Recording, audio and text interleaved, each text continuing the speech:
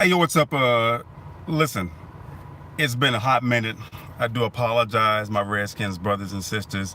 I haven't made a video in almost 2 years.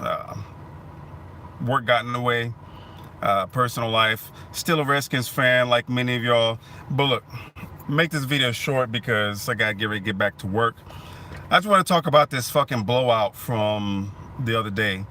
Uh, we go to New Orleans after having a bye week, essentially 2 weeks to prepare for the NFC South. I don't see Drew Brees and gang as any better than any other team. We have the opportunity to be competitive with any team that we get out there, but we go there and from the very first snap, the very first series, shit just went downhill and it looked ugly the entire game. We got our asses kicked to the tune of 43-19. Uh, Execution by players, yeah, there's a lot of blame to go around, but I'm always going to put the blame on the lack of discipline because we had number 35 Nicholson commit an egregious foul once Ryan Kerrigan gets his first sack of the season, and then Nicholson pushes down Mark Ingram. Shit was unnecessary, and it was a third down, so we gave them the opportunity to go down and score. But it wasn't bad enough that they were talking about this potential record that Drew Brees is going to break. But the fact that the announcer said Drew Brees only needs 35 yards, the next thing you know, blown coverage, 62-yard touchdown pass. That's the kind of shit that we as fans are exasperated about. Win, lose, win, lose. It's the kind of season that's going to have us pulling a hair from our scalp.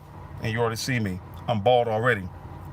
But it's just unfortunate that as Redskins fans, we have to deal with mediocrity, and the mindset and the lack of discipline.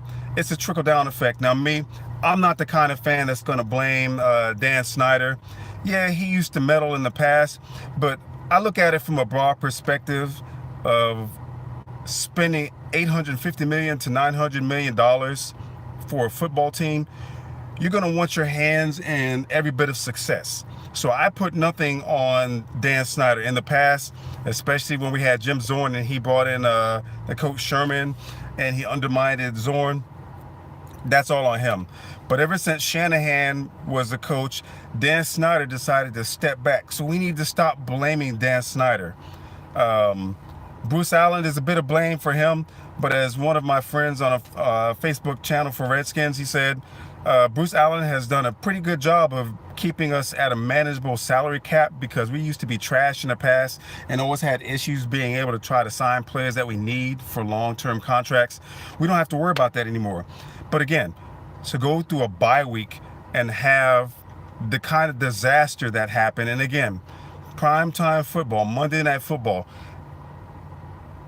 we've had 31 opportunities to prove who we are as a football team.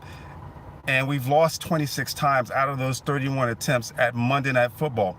It was a complete embarrassment. And living down here in Texas, you just don't understand how frustrating it is because I'm dealing with Cowboy fans. Texans fans aren't so much of an issue.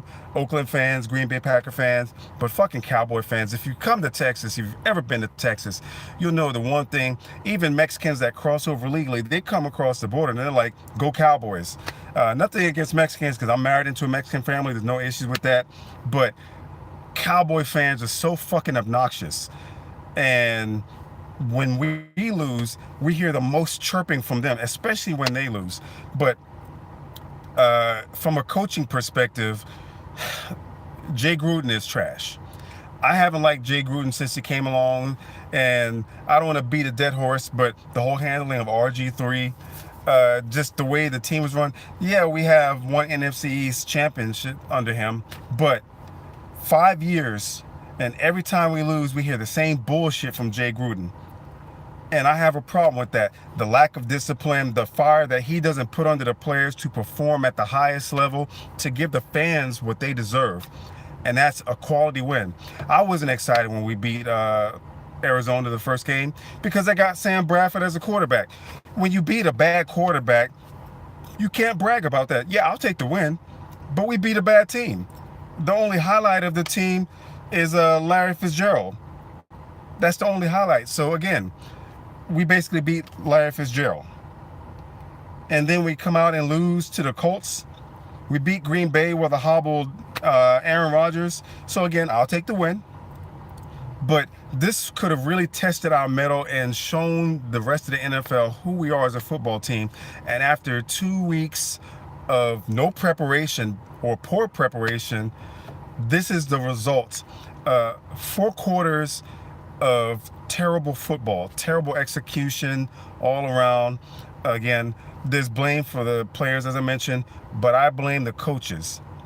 From offense, defense, and even with special teams, because it seems like every time we have a kick return or a punt return, there's a fucking flag. The only positive thing is, because I've been hypercritical of Trent Williams, is the fact that he didn't get any flags this game or the last game. But again, I got to get back to work. I just wanted to make this rant video. Again, I do apologize to my Redskins brothers and sisters because I haven't made a video in a long time. I'll try to get back to making more. Wherever you guys are, be safe. I love you. Hail to the Redskins.